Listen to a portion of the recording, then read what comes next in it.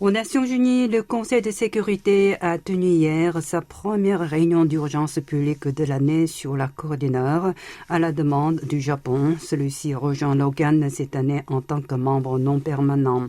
Au cours de ce débat, la Corée du Sud, les États-Unis et les autres pays occidentaux ont condamné les nouveaux tirs de missiles que le pays communiste a effectués samedi et hier et parlé d'une seule voix de la nécessité de lui imposer des sanctions supplémentaires.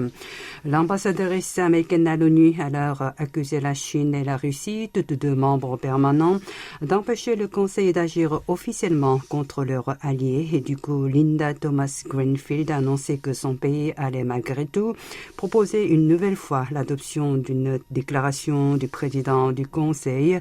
Fin 2022 aussi, les USA avaient voulu le même texte, mais Pékin et Moscou s'y étaient opposés.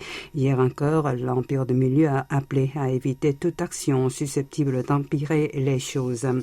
Par ailleurs, lors d'un point de presse organisé à l'issue des discussions, le porte-parole de l'ONU a annoncé que son patron avait rencontré le 30 janvier l'ambassadeur nord-coréen Kim Song, l'occasion pour Antonio Guterres de faire part de sa préoccupation à l'égard du regain de tension dans la péninsule et d'exhorter le régime de Kim Jong-un à appliquer pleinement les résolutions du Conseil.